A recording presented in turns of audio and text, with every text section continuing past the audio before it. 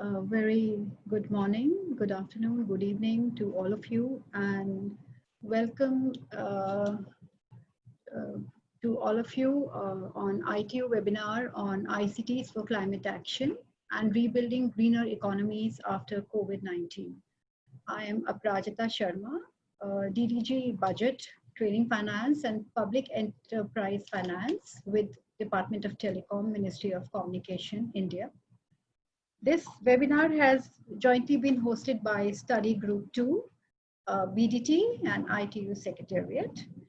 Now, before we start with our panelist, first I would request Mr. Ahmed Sharafat, Chairman SG2, to welcome all the panelists and participants. Mr. Ahmed R. Sharafat is Senior Advisor to the Minister of Communications and Information Technology in Iran. He is Professor of Electrical and Computer Engineering at Tarbiyat Madaris University, Tehran, Iran. He is member of the Iranian Academy of Sciences and chairman of ITUD Study Group 2. He received his BSc degree from Sharif University of Technology, Tehran, and his MSc and PhD degrees both from Stanford University, California, all in electrical engineering in the years 75, 76, and 81, respectively. He has been active in specialized international organizations in the field of telecommunications and information, and in particular the International Telecom Union and Asia Pacific Telecommunity. He has published extensively in scientific scholarly referred journals, has numerous presentations to international conferences, and has co-authored 4 books and has 11 patents. Request Mr. Sharafat to welcome all the participants and panelists. Thank you very much, Madam Sharma. Good morning, good afternoon, and good evening to all of you around the globe. My name is Ahmad Sharafat. I'm the chair of ITUD Study Group 2 and professor of ECE at TMU.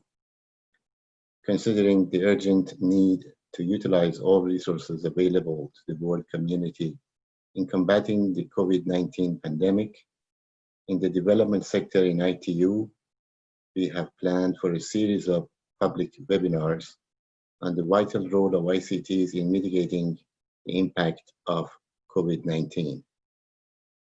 I would like to begin our webinar today by welcoming the panelists and the participants to this webinar on ICTs for climate action and rebuilding greener economies after COVID-19. This webinar is part of our work and studies on question 6.2 in ITUD Study Group 2. Our moderator today is Ms. Aprajita Sharma, who is the rapporteur for question 6.2 from the Ministry of Communication in India. And we also have 4 very distinguished expert panelists. They are Ms. Sara Venturini, Ms. Janet Salem, Mr. Dulip Tilekarantne, and Mr. Paolo Gemma. Before ending my opening remarks, I would like to use this opportunity to invite you all to participate in our work and in our studies in ITUD Study Group 2.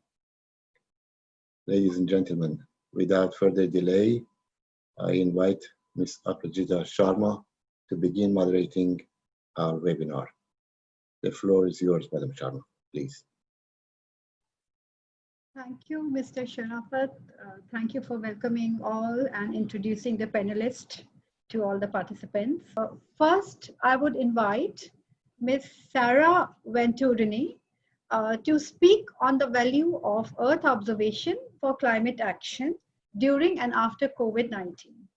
Ms. Sara leads the Geo Secretariat work to advance the use of Earth observation in support of climate action by member countries and partners.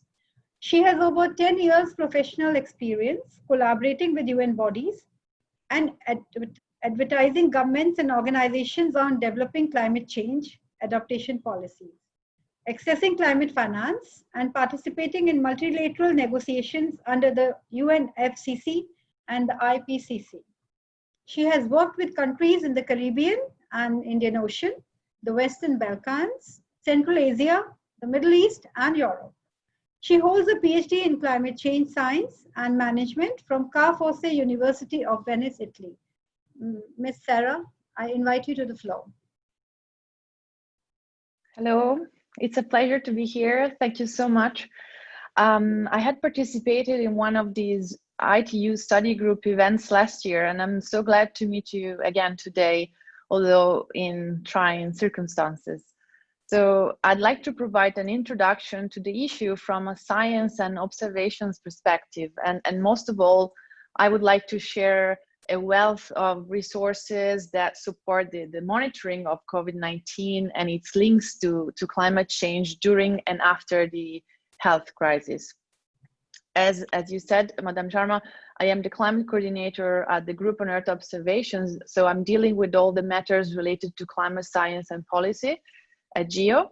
For those who are less familiar with it, GEO is an intergovernmental partnership based in Geneva that really exists to help countries make the best use of Earth observations in many crucial domains for the society. So within GEO, UN member states and partner organizations join forces to fund activities that are aimed to develop both in situ and satellite observations and related products. So contributing to analyze a large number of variables to inform researchers and policymakers on climate, the environment, and a number of socioeconomic aspects. Next, please. So we have experienced mixed impacts of COVID-19 crisis on the work of the GEO community. First of all, the impacts on the provision of systematic observations of the climate and the environment. And here I will focus on the perspective of space agencies that are important partners to GEO. And secondly, how COVID-19 has opened up new opportunities for scientific support, for a resilient recovery, and for knowledge sharing. And finally, how COVID-19 has affected GEO planned activities around climate change science and policy, but has also offered new opportunities for engagement with different communities. Next, please. So I should start by saying that all good science is based on evidence, and most evidence in climate science comes from observation.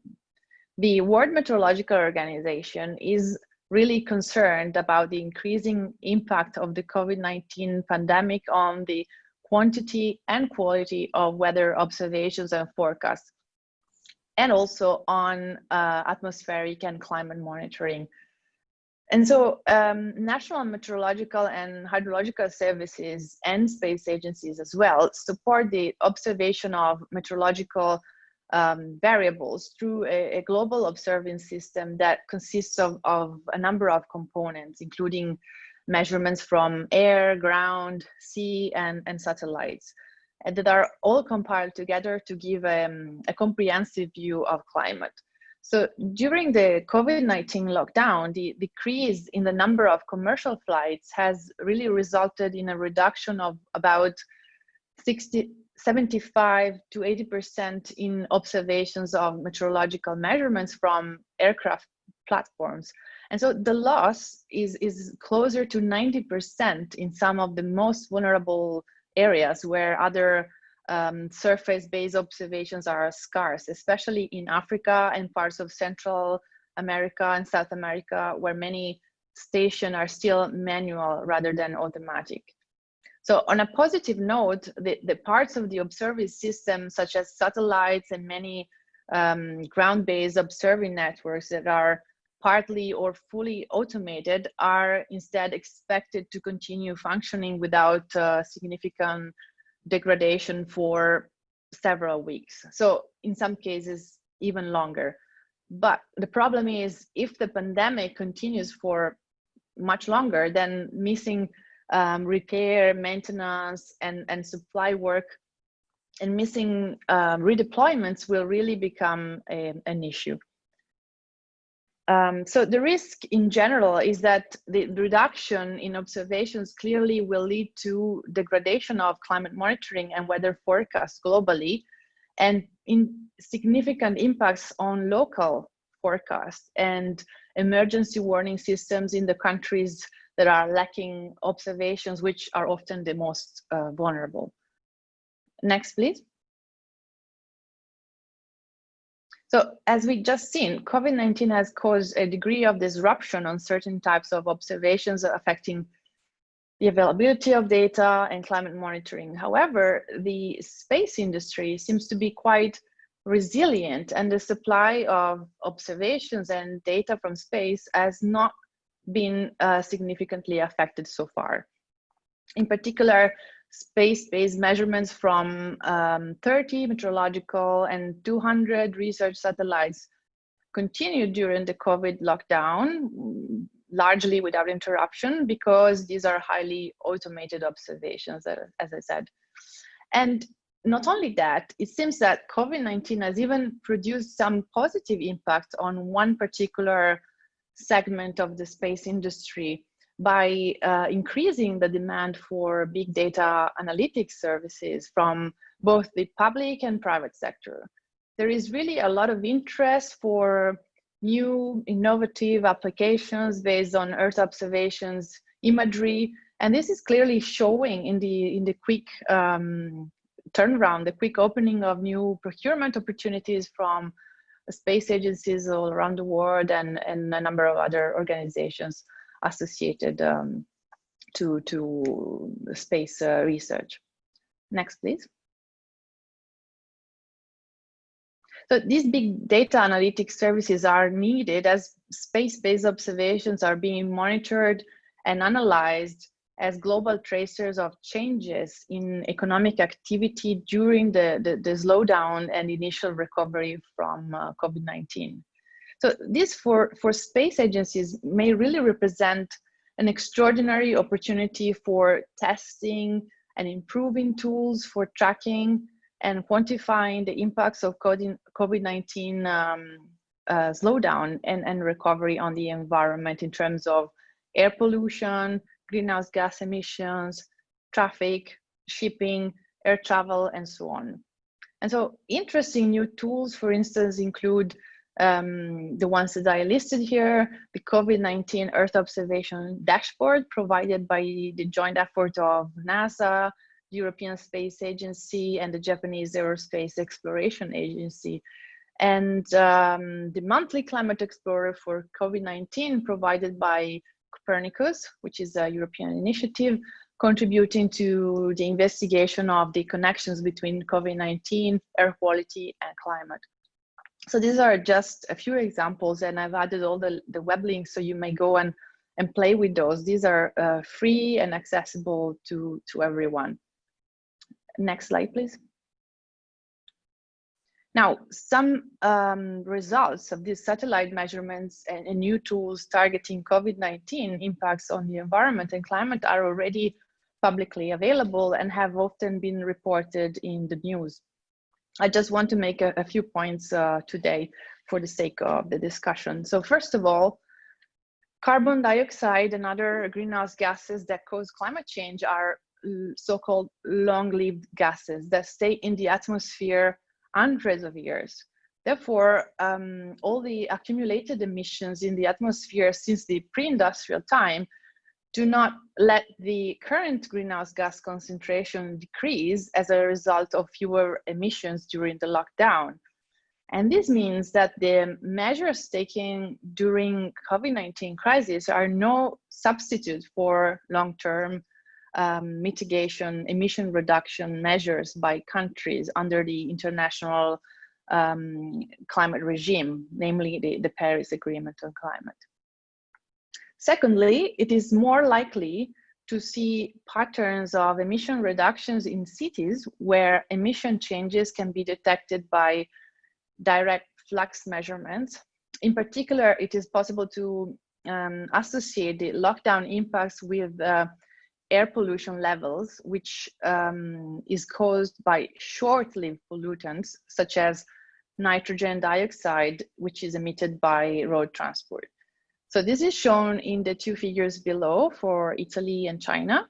However, these air pollutants do not only change with lower emissions, but also with weather conditions such as wind speed. So This makes the analysis much more uncertain. In short, there are lots of emerging observations and studies, and there is need for a coordinated assessment of the potential association of COVID-19 and climate. There is still a lot to study and to investigate. Next slide, please.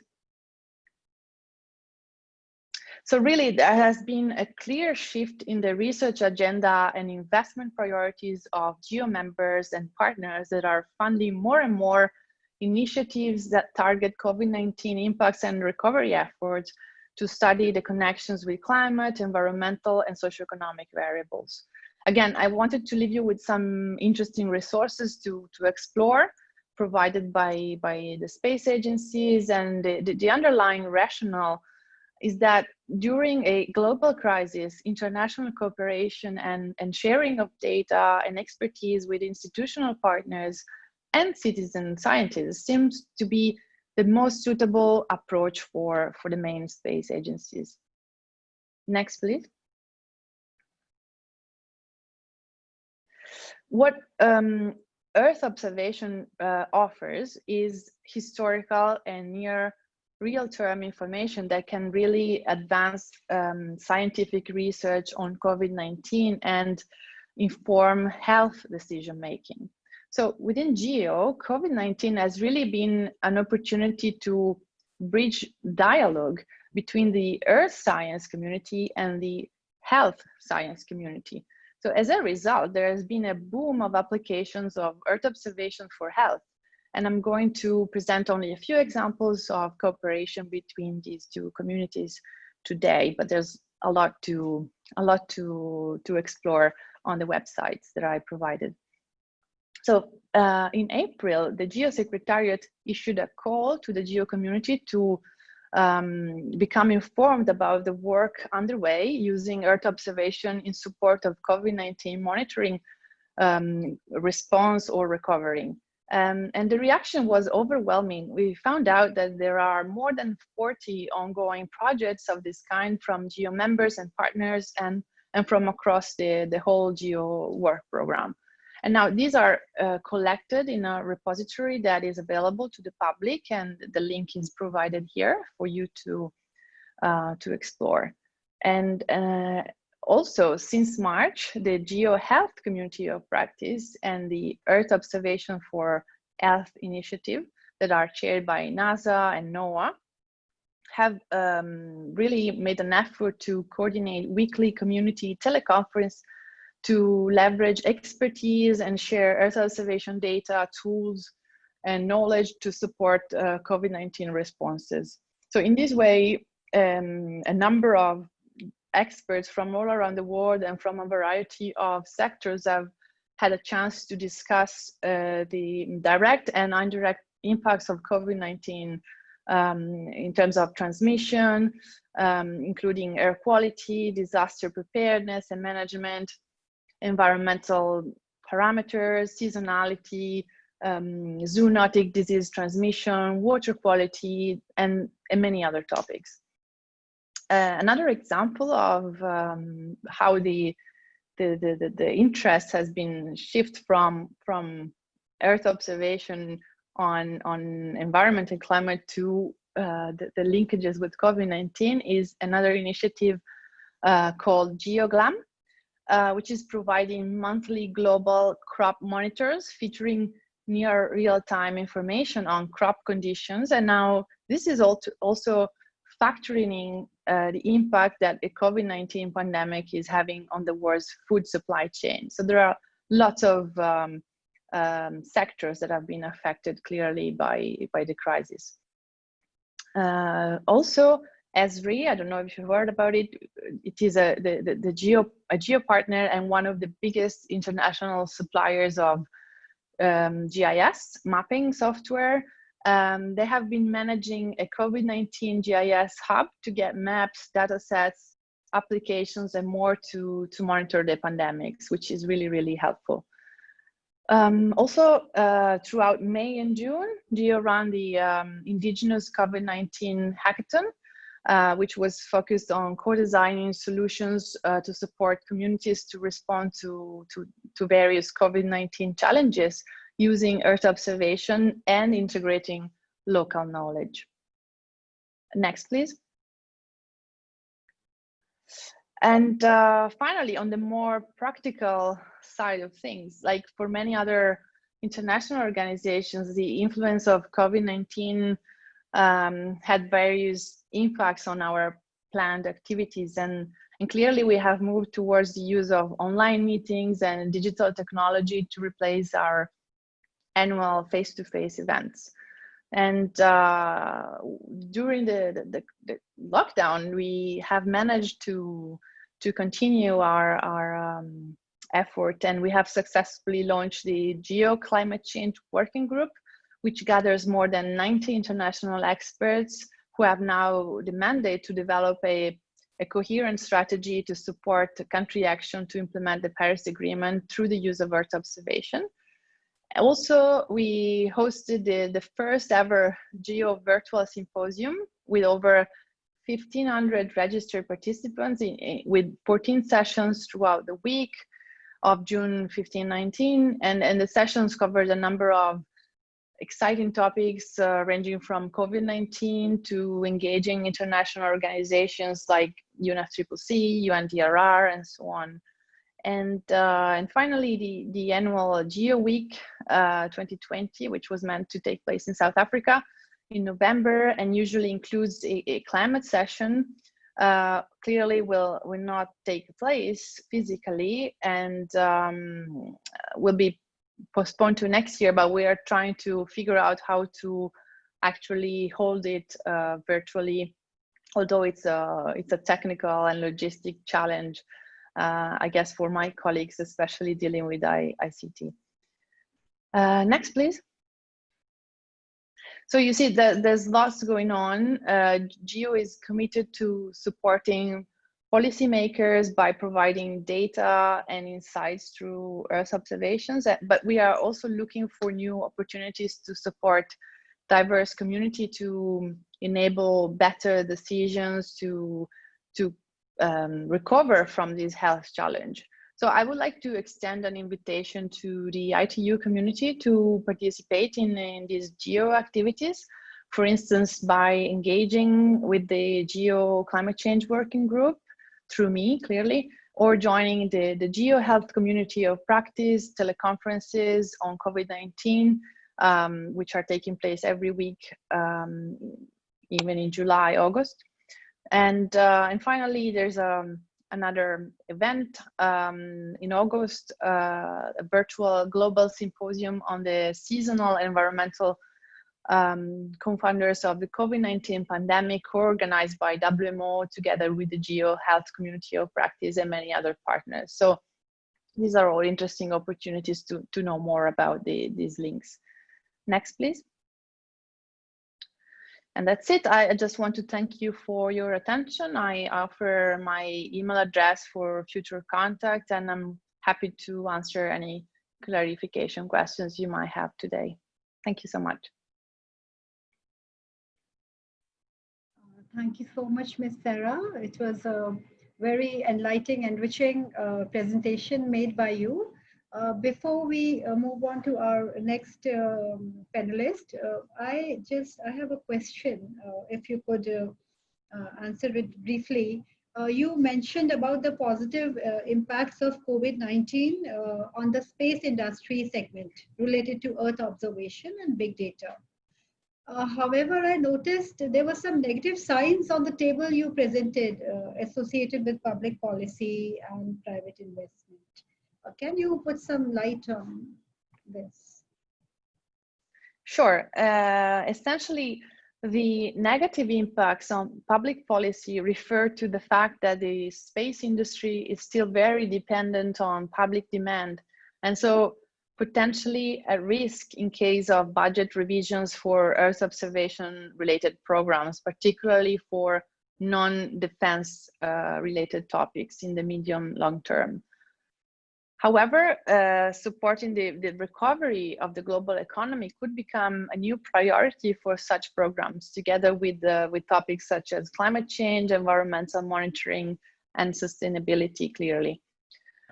And with regard to the negative impacts on the private investment, these are linked to possible liquidity dry ups that are startups and new comers in the space industry could face, because venture capitalists and their investment is expected to be drastically reduced in the short and mid-term. So this could be leading to potential business discontinuities, and it's going to be, of course, then having other impacts on the whole space industry and on Earth observation in turn.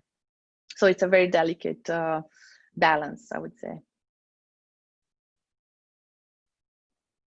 Thank you, Ms. Sarah. Perhaps we can come down to questions after the other sessions, and I would request all the participants also, if they have some questions, they can raise their hands on the chat segment of the Zoom app, or type down the questions and we will take it. So maybe first we can go ahead with the presentations and then we will take up more questions.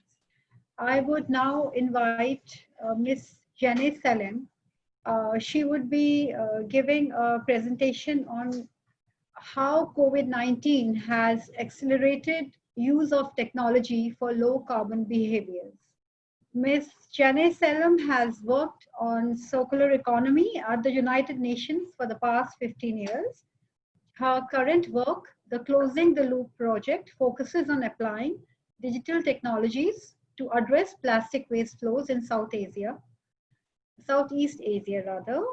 Ms. Jenny has set up the Asian Circular Economy Leadership Academy with Chulalongkorn University and Low Carbon Lifestyle Challenge, which supports startups with circular economy businesses in Asia. Ms. Jenny's previous work is focused on government policy on circular economy and private sector partnership in tourism, eco-labeling, e-commerce, and retail. Also venture capital and food systems. I invite Ms. Jenny to take the floor, please. Thank you very much, Ms. Sharma. Okay, so welcome everyone. It's very nice to be part of the panel. And well, it was a very interesting presentation from Sarah right now to show how ICTs are helping us monitor the environment. What I'm going to talk about is how ICTs have helped us in some of the lifestyle changes that we've had to make in response to COVID-19, in particular during lockdowns. So next slide, please. Okay, so first of all, what I want to talk about is what is a low carbon behavior. And so the first thing to know is that all countries have agreed to keep climate change within 1.5 degrees Celsius through the Paris Agreement under the UNFCCC. Okay, so in order to do that, there are three numbers to note. The first one is 1 ton of carbon dioxide equivalent per capita. Now that is the budget that we all have to reach in order to keep emissions within a 1.5 degree climate change scenario by 2050. Now to give you an idea of what 1 ton of carbon dioxide looks like, I've got this picture on a little infographic on the slide of the relative size of what 1 ton of carbon dioxide looks like. It's about a 10-meter high bubble. And that is your budget for the year. But the current average is 6 tons of carbon per capita. So we're 6 times over where we need to be. And that includes a lot of people living below the poverty line. So for many people living in developed countries or people who are fortunate, the average is around 20 tons per capita. So we have a very long way to go to get our carbon footprint down to a safe level by 2050. Next slide, please. Now, what does that mean in terms of our lifestyle? That's actually something that's quite dramatic how much our lives would need to change with current production systems. So we are becoming more efficient at producing things. We are going to cleaner energy, but not fast enough. What scientists have done is break this down into 4 areas of our lifestyle. The first one is food. So the hotspot for climate change is really meat and dairy, the way it's currently produced. There are some beautiful, sustainable producers out there, but that's just really not the norm.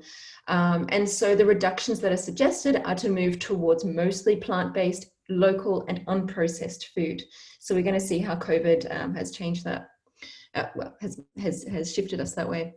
The second area is on housing and our office spaces, which use a lot of energy for heating and cooling and other elements, even construction. So the hotspot really is the fossil fuel-based grid that's powering our buildings and how big they are compared to what we need.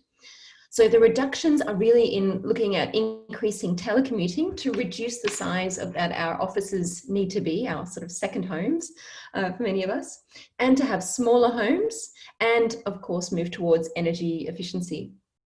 Now, when it comes to mobility, we all know that cars, fossil fuel powered cars, are contributing to climate change. Another one, big one is air travel. Those are really, really big hotspots. So the reductions that we need to see are car-free travel. We need to switch to EVs if we have to use a car, but preferably we should ride share, use public transport, sorry, that's not here, and also look for teleconferencing like we are now instead of traveling when we can. The last area is leisure and consumables. The big hotspots are cheap flights for your weekends away, as well as fast fashion and fast electronics. So the reductions are looking at local travel, staycations, learning to DIY different things, less shopping, more making of things. And when you do want to have things, especially like fashion, it's a beautiful thing, looking at renting and also recycling what you no longer need. Next slide. So how about technology for low carbon behavior? Well, COVID has brought about an unprecedented disruption to how we live our lives. But now as we move out of our lockdowns, we do have an opportunity to develop those new habits that can lead us to safe limits within a 1.5 degree warming scenario. So we're going to look now at how ICT has played some part in that, and hopefully we can leverage that a little bit further. Next slide. Before I get there, I will address one issue, which is the question, isn't technology bad for the environment? And it does get a bad rap amongst environmentalists. So I've got here the key issues along the supply chain, starting from extraction of minerals causing local impacts. So these things, they have about 60 plus, I think maybe back one slide. Yeah, there we go. So these things have about 60 plus different minerals in them. They need to be mined from somewhere, and that mining creates local impacts. We're moving now to deep sea mining, so we're going under the water and also increasingly disrupting communities that live over deposits where those precious minerals are located. Then when they are being produced, there's obviously some issues around unfair supply chains and the pollution coming from them. Then during the use phase, there's a lot of talk about the energy consumption of data centers. And finally, when we're moving on to the next model of whatever we're using, there is the issue of e-waste. Next slide. Now, these impacts of ICT must be measured, they need to be made transparent, and they need to be managed. There's no question. But that said, some consider ICT to be one of the greenest sectors, not because of the impacts that it has, but because of the enormous impacts that it can prevent. Next slide. Okay, so there are a few trends that we're looking at under COVID, which are quite interesting to us to see what can we learn. Now, no one wants COVID to continue. Everyone wants this issue to be resolved. So that there's no question that we want the lifestyle under lockdown and under COVID to continue. It's totally not the case. but there is an interest to look at some of the behaviors that we have adopted, that we could look at how we can integrate those into a post-COVID lifestyle. Now, food. Supply chains have actually been reduced, so it's not so easy to get all the food we want, and people have been hoarding food. So what happens when we can't go to restaurants to get our food, we can't get the food that we normally get, we turn to YouTube, Pinterest, Instagram, and learn how to cook using the products that we can procure locally. So people have hopefully learned how to cook, which reduces impacts along the supply chain and waste.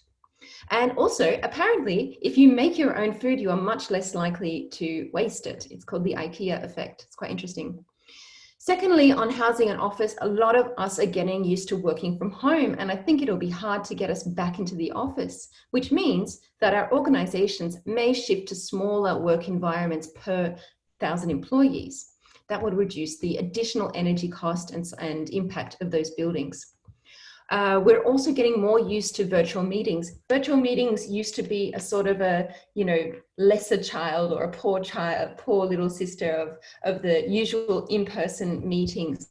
But we've actually learned now that they've become normalized. We're much more adept at them, whether it's Zoom, Teams, you name it. There's Blue Jeans, there's many of them. We're getting much better at them, and we're used to them, and we're starting to like them.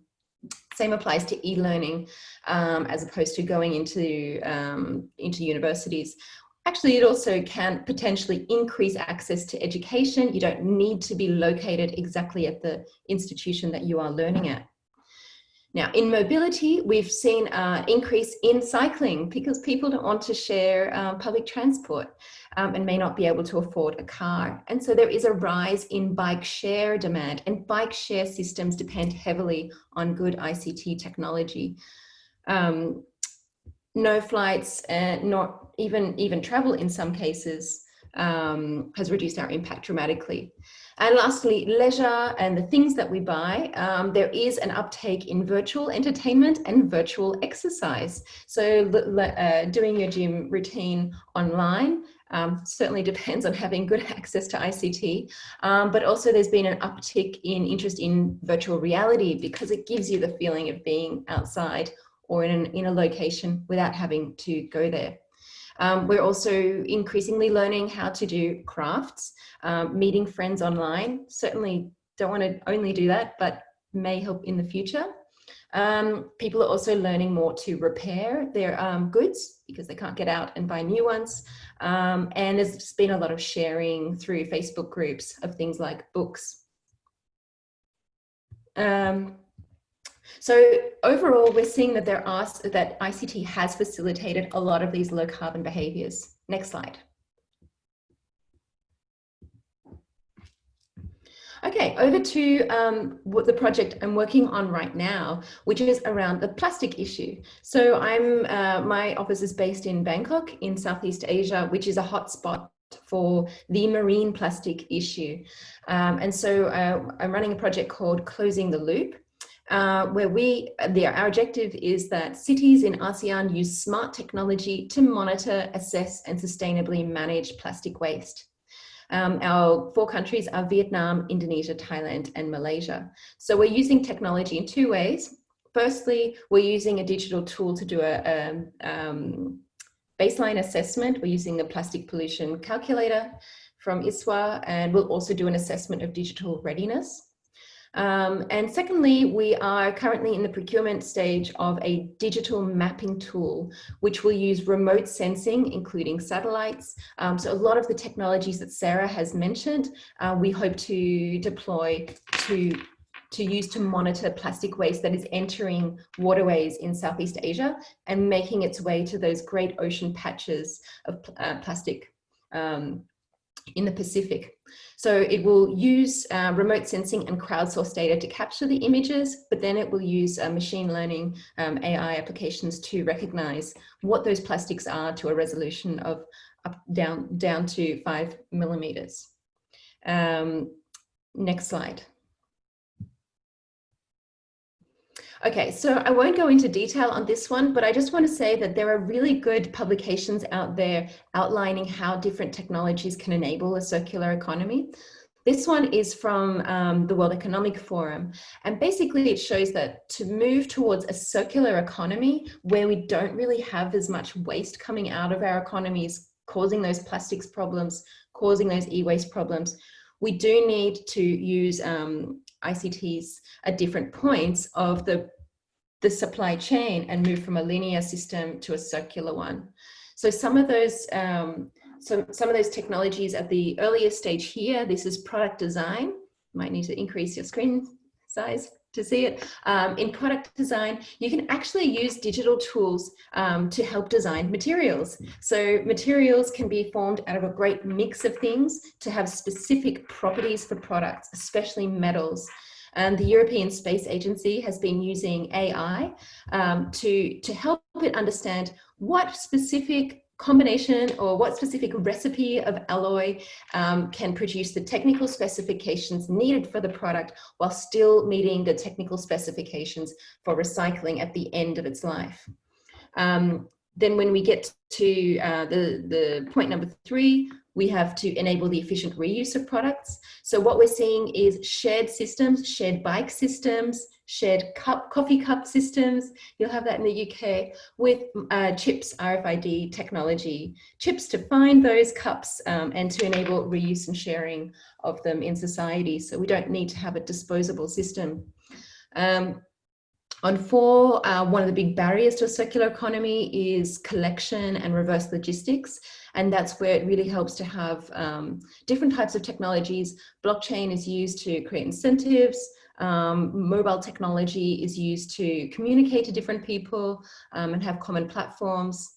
And then we also need Internet of Things for things like waste taxi, kind of like an Uber for recycling, or waste platforms, which is like, let's call it like Tinder for recycling. Find your waste material for the right purpose. And then number 5, when we need to optimize the sorting and processing. So here we need machine vision, we need robotics. Apple has a machine that can recycle 200 of these, can we see it, per hour? But they need to have machine vision and spectroscopy, sort of these cryptographic anchors on those components in order to do that. And the number one thing over here to enable the whole thing is that we really need an internet of materials. So there needs to be a digital copy of all the physical things flowing through our economy so that we can measure them before they become waste. Next slide.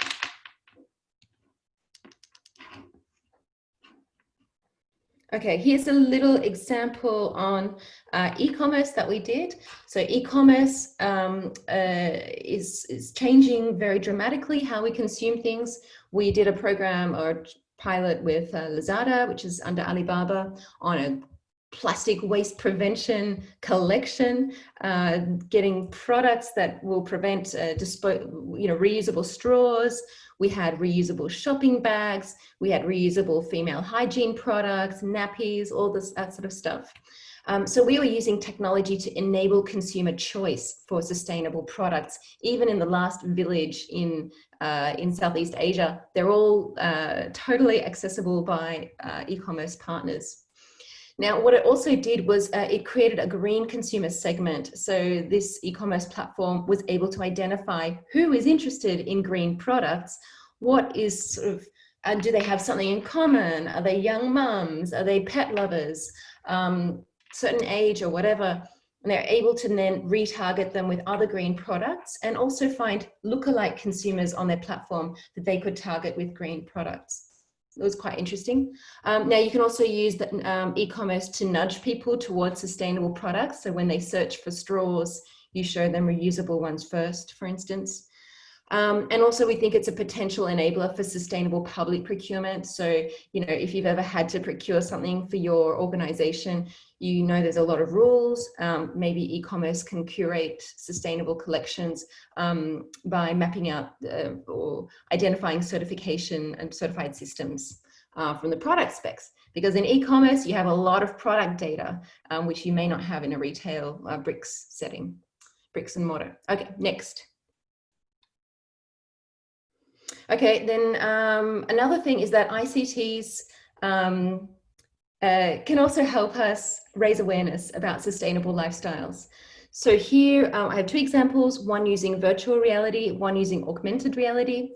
So on the first one, we launched a virtual reality experience a couple of weeks ago with PlayStation, where you could put on your goggles and you could see your carbon footprint in real size. That bubble that I showed you earlier, you see it in real size. So virtual reality can be a great medium for winning hearts and minds over on the environment, because it offers scale that we can't see on our actual screens. It's an immersive environment. Apparently that creates more empathy. You can use art, so you create a beautiful experience.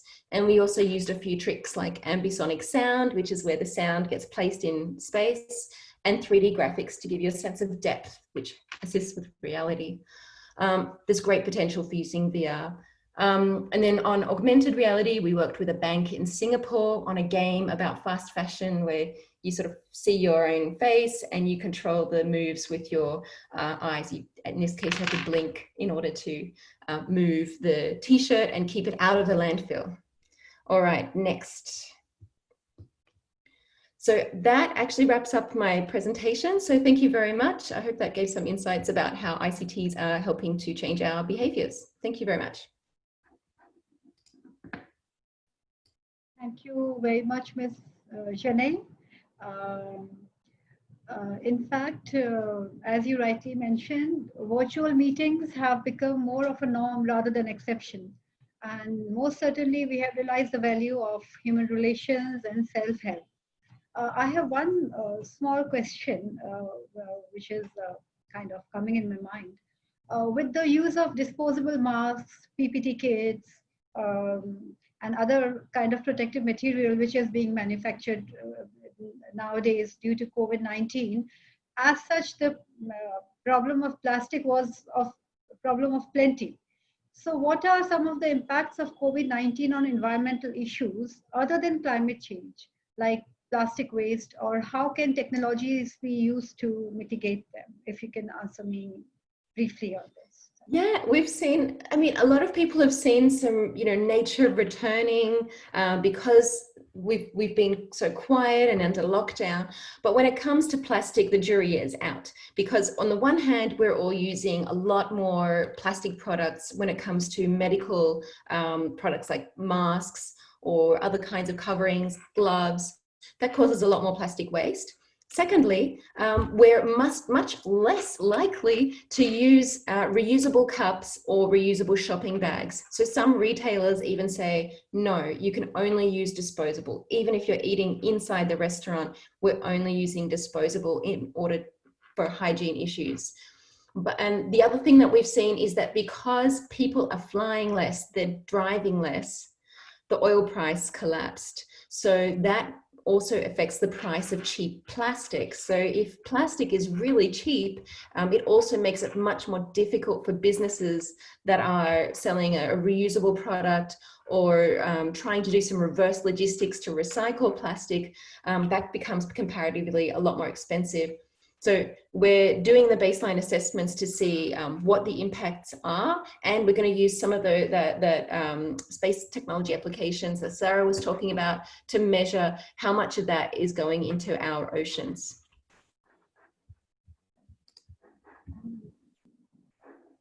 Thank you, Ms. Chennai. DDG International Relations, Mr. Raghunandan is also here. We are using one user to log into the meeting. He also has a question for you, Mr. Raghunandan. Thank you again for giving me an opportunity. And once again, congratulations to ITU team for hosting this meeting at this stage. And I have just some observation to make and then say. It's rightfully you mentioned about augmented reality and virtual reality. So these two are going to play a much more role in future. Have you made just broadly any assessment of earlier the 5G use case applications? If you see, predominantly we have found the majority of them are EMBB, that is enhanced broadband applications, mobile broadband applications. Now with this COVID scenario, have you found, have you seen any analysis and found that more use cases developing already started implementing an AR and VR, both augmented reality and virtual reality, which will be going to be a very great significance in future. Shortly. That is one point. And then another point, of course, I think I just don't want to take much of the time. Please continue with this. Thank you. Well, the short answer is it's a bit early, so we don't know yet. Our partners at PlayStation have seen an increase in demand for virtual reality entertainment, but I don't know of any efforts to really leverage this increased demand for environmental purposes right now. But that's not to say that it's not there.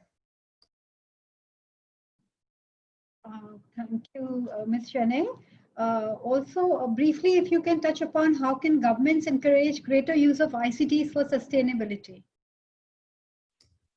In two ways. One would be to integrate the use of ICTs into environment policy and climate change goals. So looking at, well, how can we be using these different technologies to achieve environmental goals? But secondly, there should be incentives or inclusion of environmental goals or applications in ICT relevant policy. So especially when we see the COVID recovery plans, these economic stimulus packages, the ones that are going into ICT, if there can be some incentive for people who are applying ICT to environmental purposes, that could really be a huge game changer right now, because it's once in 100 years that the government's put so much money into the economy that can really shape how the economy looks. Thanks. Thank you so much. We have a few questions in the chat also, which we will take up after the coming two presentations. Thank you, Ms. Chennai. Next presentation is on clean tech's role in post-COVID era. We have Mr. Dulip Tilakratne. He is a senior management for GSMA Clean Tech program based in Kandy, Sri Lanka. He works closely with operators, technical partners, and other key stakeholders in the private and public sectors to unlock and enhance the role of digital technology as enabler in the world's transition to the low carbon economy. Mr. Dulip. Sure. Thank you very much, Ms. Sharma, and thanks for the ITU team for inviting me to present today. And thanks for the introduction as well. And I take this opportunity especially to thank Janet and Sarah for starting off and setting the stage for this presentation as well. As you would see, I'll take some examples from their presentations as we go along. So I thought I'll start my presentation with a small thought, which was highlighted in the previous presentations as well. So if we go to the next slide, please. So when we were talking about digital transformation, we were thinking about digital commerce, sophisticated online learning systems, people working from home, and before 2020, all these things were mainly around one topic. If we go to the next slide, please. And this topic was mainly around technology, right? And before 2020, if we said like these things happen, everyone would say, okay, then 5G was implemented or spread across many countries, and that's why it happened. But next slide, if we move and think about today's situation and context, right, we see so many things have happened. And next slide, please. Yeah, increased digital commerce, online education, and all the other things we heard from Janet and Sarah that's happening is because of a pandemic, right? So one crisis helping digital transformation to happen. So that's why I thought it's a good opportunity for us to take a moment and think about we are talking about a climate crisis and the changes that we need to make. Right, in the previous presentation, we saw many, and all these changes we've been talking about for years. and still we haven't come to that. So when a climate crisis is happening and the impacts of this crisis we are feeling as well. So the question is, how long are we waiting for the changes to be implemented? So we'll move to the next slide. And in the next couple of slides, we are just going through GSMA. I'm sure most of you are familiar. GSMA is the Mobile Industry Association, and we work with mobile operators and all the other technology providers. So thanks for skipping through the slides. I'll quickly cover. And the next one is the division we belong to, that is Mobile for Development. And we look at how mobile technology can support the enhancement of development by connecting the unconnected digitally through different tools. So we've already reached about 72 million people through various programs. And the program that I belong to is called Clean Tech. As you heard from the introduction, we look at how digital technology can be used as an enabler when globally we are targeting a transition towards low carbon and climate resilience economy. And that is exactly why when we talk about this topic today, post-COVID, how can we use technology and answer some of these questions? So very quickly, the three areas that we are focusing on. The first one is digital technology on natural resource management. Focus on natural resources and thinking about how technology can play a role in the conservation and better management of resources. On circular economy, we heard a lot from the previous presentation, and we are linking some of the topics there on plastics, so that's really great. And finally, on using green energy solutions for the industry itself. So as you can see, we start from the external world and move across and go into the industry itself for the last section of our work. We'll go to the next slide, please. So in moving on, just to think about, I'm sure many of you might have heard of the Global Overshoot Day or Earth's Resource Overshoot Day. So this is a measurement that people take to understand how soon you would consume the resources you have allocated in your country for a particular year, right? So this calculator here shows how soon each country this year has already consumed the resources that was allocated for that country for the year, right? So you can see some countries have already completed the overshoot day and we are going on excess. And if you ask me the global situation, you would be scared to know that we need 1.76 globes of worlds for a year to run. And we will soon be approaching our last day of resources on August 22nd. So go to the next slide, please. So because the GSME Clean Tech program is quite new, we are just 8 months into the program.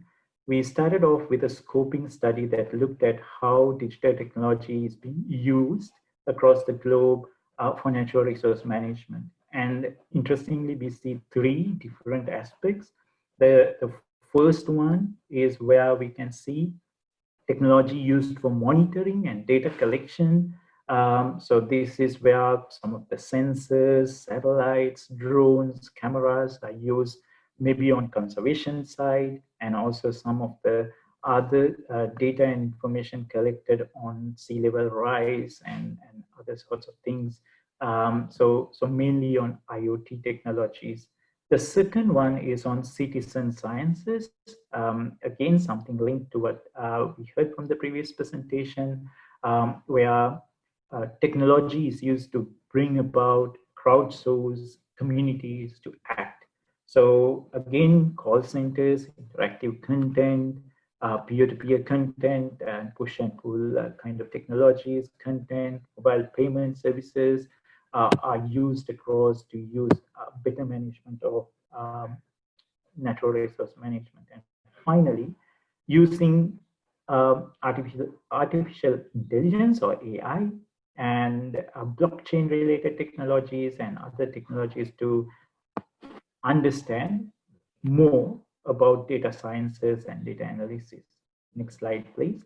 So that's the first way we see how digital technology can be used for natural resource management. And the second area is what you just heard about. So that's why I'm very interested.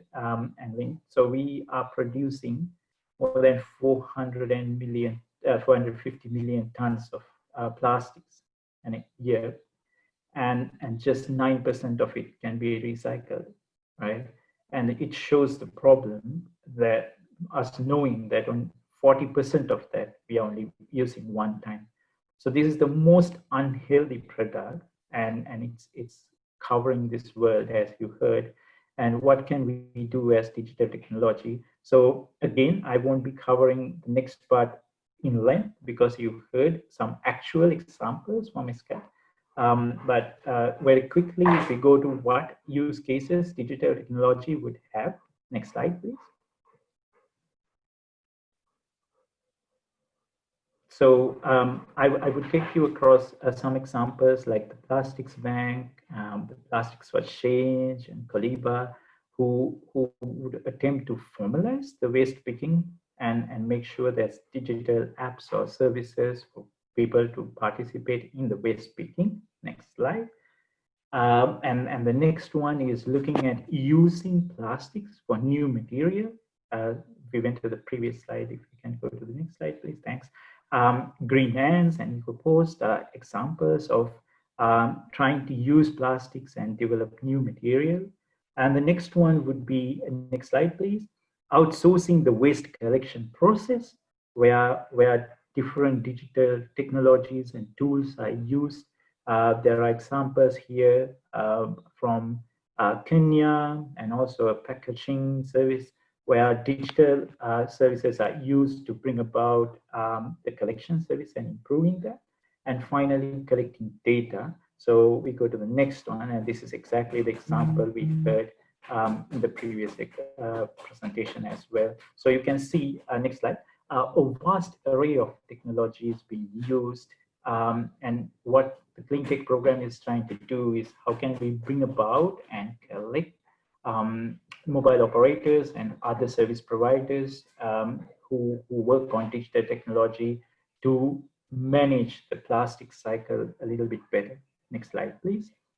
And linked to that, when we think about the circular economy, we are also looking at the fastest growing waste stream in the world, and that is e-waste. And you can see the proportion of the challenge when you see that 82% of e-waste is managed informally, and there's no record of how it is managed. And also you can see the example of how bad it is when it's not handled formally, and there's leaching and other sorts of pollution happening in the environment. So e-waste becomes one key area, and as digital services or digital technology users and producers, we are all responsible to manage that. Next slide. So what we've tried to do as a first step is to understand the e-waste policy environment globally. And it'd be interesting to say in large and middle income countries across 78 countries, across 85 countries that we studied. Most of the countries, almost 85 of them, had e-waste policies, but in 78 countries, they're not legally binding. So we haven't made that step towards legalizing these policies. And secondly, mobile waste, which all of us may have, only one country has identified this as one waste stream that should be managed in their policies. Of course, there are regulations that mobile operators have to meet. They collect phones in some countries. And interestingly, next slide, you would see in the 85 LMICs that we covered in this study, we understood that 40 MNOs, next slide please. You can see 40 out of the 85 countries have MNOs doing volunteer initiatives to collect phones, batteries, chargers, and sometimes all types of e-waste in their offices. And what we try to do is we try to highlight some of these initiatives and understand the challenges they face and the partners that they are working and looking for. So the logos below in this slide show the blogs that we ran very recently, and each of them are projects that's been running for more than 5 years, 4 years, and in different countries with different challenges. So feel free to learn from them, and also if there are any questions or you want to know about your specific country, reach out to us on that as well. So the idea would be, how can we work better as industry post-COVID to address this issue of e-waste. Next slide. So finally, we come to the last area where out of all these towers that connect us together, 270,000 towers are working on diesel globally today. And the carbon emission out of this is 3% of the entire industry. So you can see there's a great opportunity for the industry to switch these towers into renewable sources. So one of the things that we are trying to do and understand is to manage and see how these towers can be switched. How can we encourage these operators and other players to make that switch? Next slide, please. So we've started a study that again maps out globally what is the context of this problem. So we are creating a model to count the number of towers that's been off-grid, and also understand what are the key challenges now, so that we can make sure our program is tailored better to address these challenges. Next slide, please. So coming to my last slide, I would like to share the next opportunity for us to work with all of you on these topics. And the first area is looking at natural resource management. And for the next year or so, we like to focus on forests and understand how digital technology can be used for forest management. The next one is on plastics and recycling. Again, would be very interested to hear what our partners are doing across the world using digital technology, like the example you've heard, working more on these after the pandemic is over. Building resilience, and this is one area that we are starting to look into, and which GSMA has worked previously. So how, as the increasing risks of climate risks or calamities are affecting these developing markets, how can we support with digital technology is one area we are looking into. I covered the grid coverage and using of renewable technology, and finally also looking into circularity as a whole concept and looking at plastics overall. So that is where we feel there's opportunities for the industry and also all the partners to work on as we move away, hopefully very soon, from this pandemic situation, back into connectivity, but not into our bad habits, but into better habits, as we heard from previously. So thank you very much. We're moving to the next slide, which has my contact details as well. Thanks.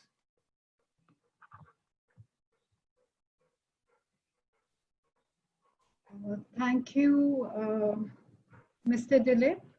Thank you so much on enlightening us on clean tech's role in post-COVID era and understanding renewable energy and the key changes which are to be faced. I have, before we take next presentation, there are a few questions in the chat.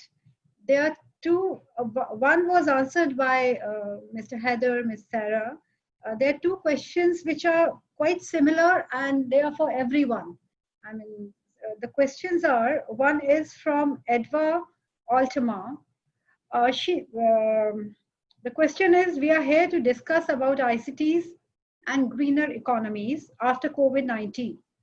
Developing country with most rural and remote area with bad access and energy have not economy built. Can we imagine to build greener economy for these countries? If so, how ICTs will play it, the role of ICTs? And the other question is that is again posed for everyone, all the panelists, is from Daniel Louis Jean. It says, in terms of developing countries, how ICTs can help for climate action and building greener economies post-COVID for countries with any built-up economy. So the questions are open to the floor. Sure, thanks very much. Maybe I'll take the first one just to highlight that. And first of all, thank you for the question. And to highlight, this is exactly what we are looking at in understanding how the technology could support. So I would start with the study that we are looking into, see how, for example, renewable energy can be used for rural connectivity.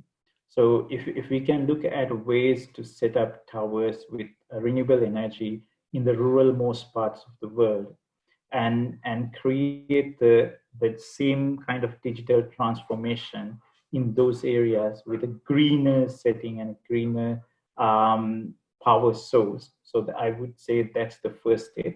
But in countries like DRC, for example, where the national electrification rate is 16% as per now, it's not happening. And people are using diesel generators for new towers. So we are trying to understand what are the key challenges there are and who are the partners that could be involved in this process of conversion. So I guess we start from somewhere where this could be broken and this same digital transformation can be taken forward to the ruralmost and the unconnected regions of the world. So I guess that's one area, and then we could link all the other technologies that we were talking about. Thank you, Mr. Dilip. There were other questions also, but most of them have been answered by the panelists in the chat. Now we will come to the next presentation as we are running short of time. I would invite Mr. Paulo Gema. He is chairman of ITUT Working Party 2/5. And also he is a senior specialist and representative of HUE on issues related to energy saving and environment sustainability. He's also, he has been appointed as secretary to the Committee of ETS TCE as on 2009 and holds the position of chairman of the EEPSE, that is Eco-Environmental Product Standards Working Group. So I request Mr. Paulo Gema to give his presentation. I'm very sorry I'm not able to take up more questions here as we are now running short of time.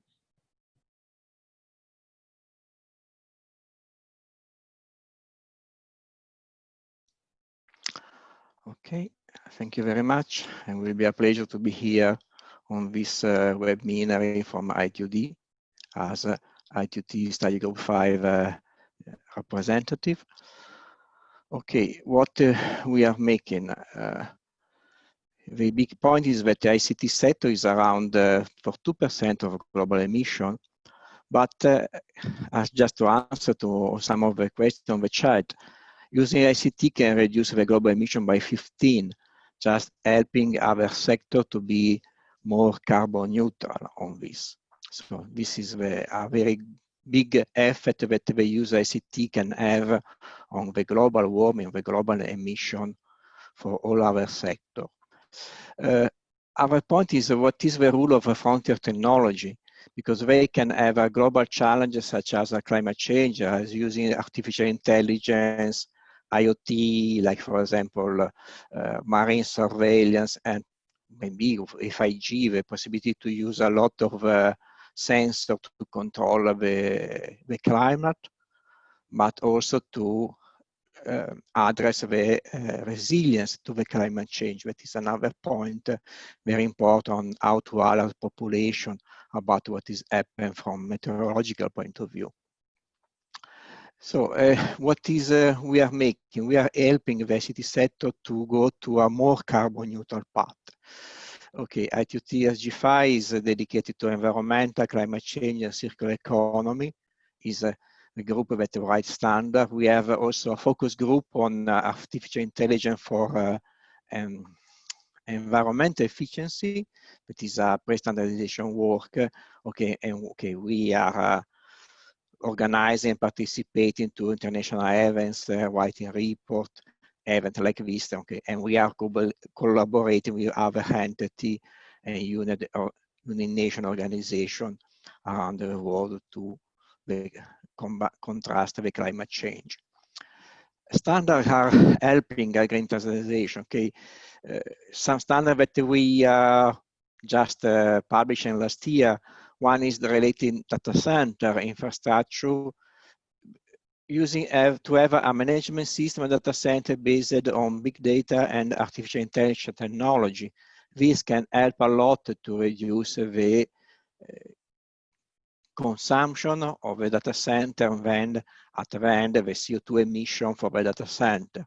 So the idea is to use artificial intelligence to have an active prediction and automatic management infrastructure resource, because in any case data center is a very, very big point where the consumption of energy is concentrated. So decrease, and the use of artificial intelligence can decrease the system cost and increase a lot of efficiency of the data center. And this is something that is used around the world and was implemented in some data center.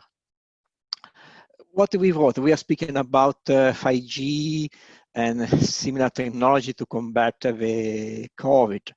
What we see for the COVID is that there is a very, very big use of connection, but use of telecommunication, but we need also to have more efficiency on the ICT network. As ITT, we developed a standard starting from 2017 to define the efficiency of the site. When we move to have lithium battery, to have innovative energy storage technology that can help to develop a new network in an efficient way. And we published last year a standard for the power feeding of 5G network, because it's important the 5G, the technology, but we need also able to power the 5G revolution, because it will be a very complete different network respect to the traditional radio network in terms of site and so on. So we need to give them a sustainable way to develop this. And this year we are moving to the same on smart energy for data center, for site, and also for fixed network, because it will be the new evolution. We need to evolve a network to be able to help people to work remotely as now, but also in a sustainable way. So we need to move to new technology, but considering which is the impact on all of that. For example, why this is for the telecommunication network. The telecommunication is moving, is completely changed. Will be new technology, the virtual reality, the content delivery, and will change completely to site in which will have a very high consumption, a lot of maintenance to do. And what is important to consider is the CO2 emission. We need to reduce the CO2 emission of ICT. Is not so big respect to other industry, but we need to take our part on this. Then we have said before, standard for smart energy solution. We need help the sector to reduce. So we are speaking about telecom site, data center, telecommunication room. And all of this is to go to a green transition, decrease the carbon emission, increase energy efficiency, and extend the product life and reduce the cost how much is possible. Because if we want to develop more ICT in the developed country and introduce in developing country ICT, we need to give a green solution. We cannot use the traditional solution. We need to look on new solution. More use of renewable energy, more efficiency solution, and so on. How ICT can reduce CIG carbon emission. We have wrote methodology on how to check, which is the assessment of the ICT sector. It was published the L1410, I think is 8 years ago, if I remember well, then is a standard that provides the methodology to calculate the ICT sector footprint to respect to life cycle of a CAG emission. And this is very important. When we speak about reducing of CO2 emission, we need to look on the complete life cycle of a product or the service, not just only in a small part. Because maybe if we reduce the small part, like the production, we can have a very, very big impact on the work and increase a lot of the energy consumption during the usage life, with a very bad effect at the end on the environment. We need to look really on all the life cycle of equipment. So, and then we move to the last year on the trajectory. We define some trajectory for the ICT sector compatible with the Paris Agreement, and this based on some standard L1450. We publish L1470. That is a trajectory to reduce the ICT emission for all the sector. So that provide the daily trajectory on how to reduce the global ICT sector and some subsector for the future year. So we started from which are the baseline of 2015, and we put target for 2020, 2025, and 2030. After that, we develop a guidance for operator of mobile fixed network to give them an idea on how to implement what is wrote in 1470. This work was made in collaboration with other organizations like GSA, GSMA, and SBTI, and now is published for the operator. What we are making now? Okay, we are working more on a matrix because we want to define out also a efficiency matrix for product that is very important for this. And now we are defining matrix for data storage, server, and the 5G base station. We are looking on energy saving technology and best practice for 5G RAN equipment because we want to have a development as green as possible, and energy efficiency and slicing of 5G, looking on the energy efficiency of all of the product on 5G. The other part that we are looking is on circular economy, including waste. This will be the new trend, the new idea to reduce the impact. Moving to circular economy is necessary if we want to not destroy our world. So we are looking on which are the environmental impact of architecture solution, looking on which is the end of life and circular economy. So which is, this is a change of idea. Before to implement something, if we can select different architecture, which should be the different impact of this architecture? This is very important for a decision looking on which is the effect on the environment. And then, okay, on climate changes, we want to report on the decarbonization strategy and CAG emission reduction enabled by actual implementation of ICT project, or which is the effect of different solutions that we can implement to reduce the CAG emission reduction. The last is our focus group on environmental efficiency for artificial intelligence and other emergency technology. This is first a global platform dedicated to study the requirement, assessment, and measurement of the implication of this technology on both sides, which is the benefit and which is the requirement that is necessary to put and how to measure which is the impact of artificial intelligence and other emerging technology, like, I don't know, the blockchain, the virtual money. Because, for example, the Bitcoin is made by server that consume a lot of energy. From a certain point of view, we will have a reduction, but from another point of view, we have a very big energy consumption. And will be the same for artificial intelligence. Depending on the type of implementation, you can have different type of emission and impact of the technology. So the science is, okay, frontier technology, we said it could be an enabler for city, especially on smart city, to become more sustainable. And this is another point. we said a sustainable approach to the frontier technology is needed. We cannot implement the technology and then after look at what is happening. We need to look before or during the implementation, which is the effect, to see if we need to take some precaution or we need to select a different way on how to implement a new technology. So I said to become carbon neutral, we require climate action. So please join us if you want to discuss with us about the climate change effect. And thank you very much to all of you. And this is the end.